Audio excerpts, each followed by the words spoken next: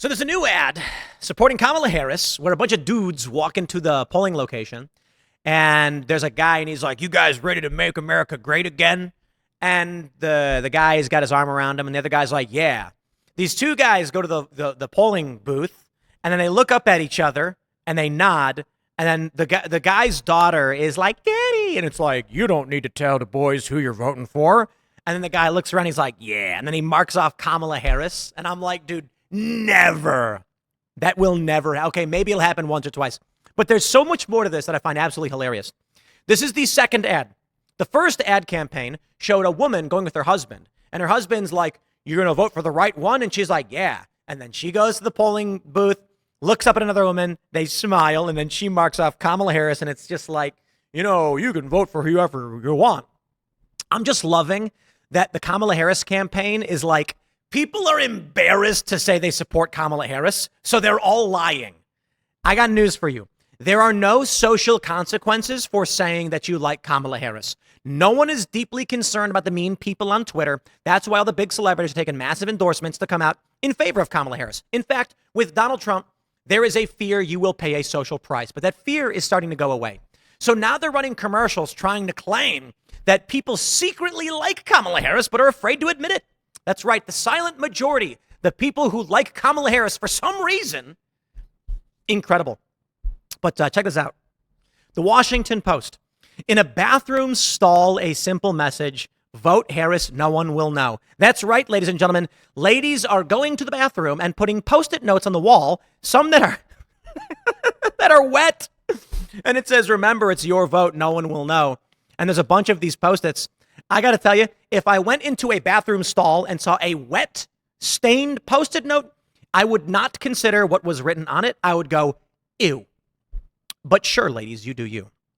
So I will read to you this story about the incredible bathroom stall message that women whisper campaign are saying to each other. But of course, we have the ad. Ladies and gentlemen, I give you the new ad to get men to vote for Kamala Harris. Come on, boys. Let's make America great again. It's your turn, buddy. Before you cast your vote in this election, think about how it'll impact the people you care about the most. Daddy! Remember, you can vote any way you want, and no one will ever know. Do your patriotic duty. You bet I did, brother. What happens in the booth stays in the booth. Vote Harris Walls. Paid for by Vote Common Good. You bet I do, buddy. Look, I love this. It's like dudes secretly being like, "I was for Kamala Harris the whole time." Are you kidding? Oh, man. I just love the paranoid, delusional state these people live in, where they think the boys are showing up to be like, "Yeah, Harris." Hey, you know what? Tell me I'm wrong. If, I don't know, come November 6th, all of these, like Kamala Harris wins and all these dudes comes out and they're like, "I secretly voted for Kamala Harris." I just be like, well, there you go. I guess I was wrong. I'm willing to make a bet that I'm not, but sure. In the meantime, women are putting stained Post-it notes in stalls to share with each other the need to keep your ballot secret and vote for whoever you want. Here we go. They say, in the final days of the presidential race, what started as a whisper campaign has become the subject of a controversial 30-second ad amplified by Michelle Obama and drawn furious backlash from the right.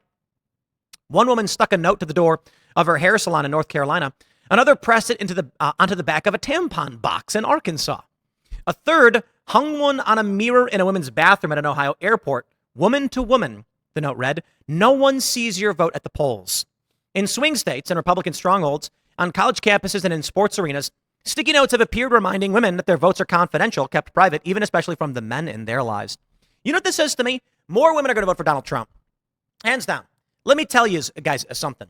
Men are disagreeable. Women are more agreeable. It's not an opinion statement. This is what the data shows, okay? You may disagree with it. You may not like it. This means that in confrontations, women tend to align with the group. Men tend more likely to challenge the group, though that's just tendencies.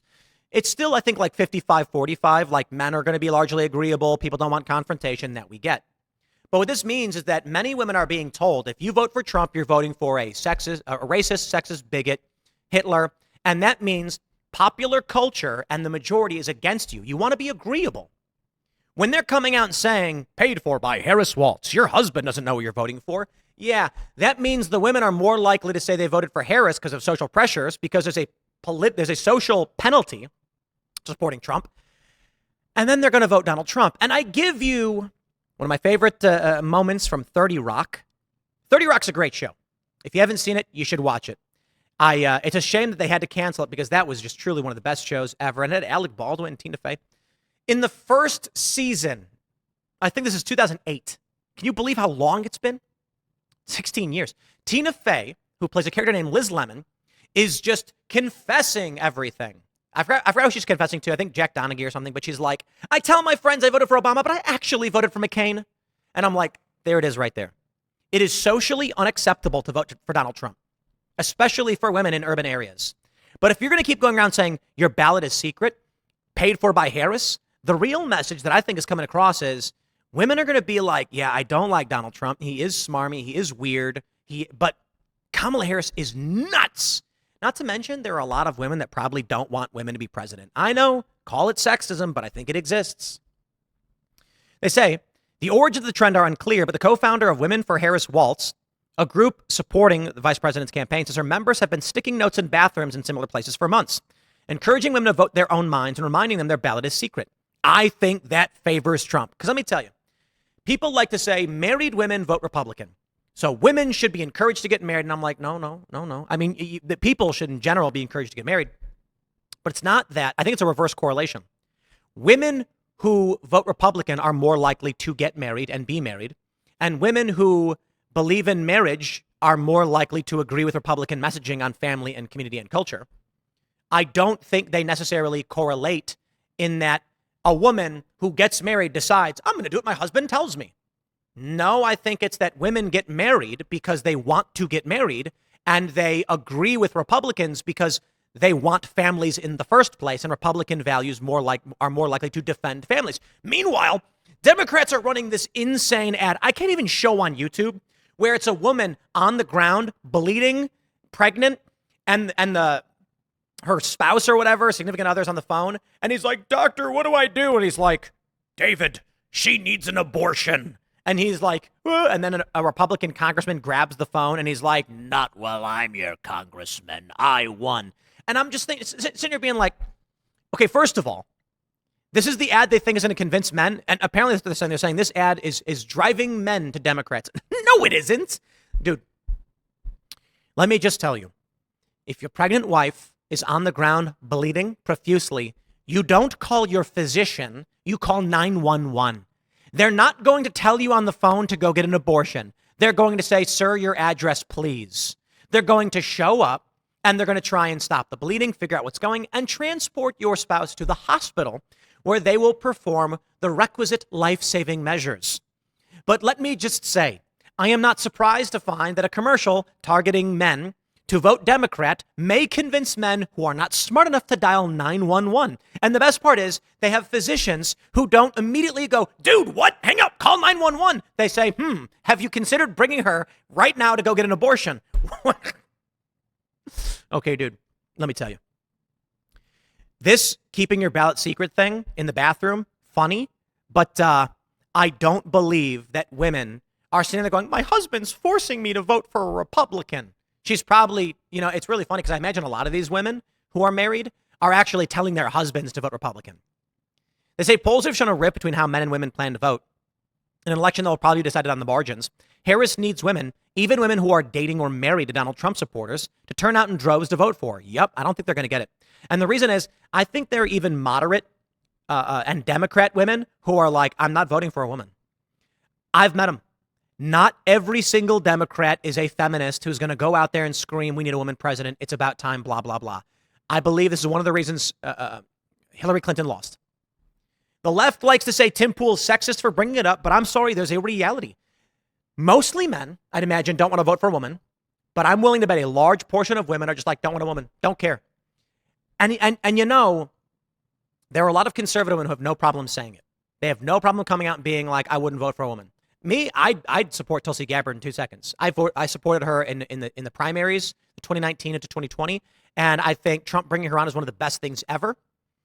But I got to tell you, there are a lot of people that are just going to say, no way.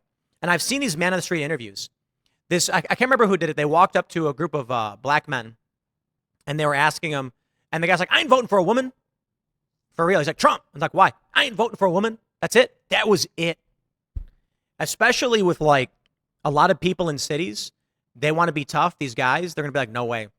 And there's going to be a lot of women who are just like, look, women are great at what they're great at, and they shouldn't be president. That's what they're going to claim. I don't agree. I think it's all about the right person. A woman can be a CEO, but you know, you're going to be more likely to find male CEOs. That's true, just because of the bell curve of the greater male variability hypothesis. But that doesn't mean there can't be a great woman who can be president. Indeed, Tulsi Gabbard, I think, would be fantastic. But that being said, how you overcome that bias, I don't know that you can, at least right now. So run your campaign, I guess. Put your sticky notes in bathrooms. I got to tell you, I think this likely will just benefit Trump. Smash that like button. Share the show with everyone you know. Subscribe. Follow me on X and Instagram at Timcast. Become a member over at timcast.com. I think we got one more segment come up for you. Stick around, and we'll see you all then.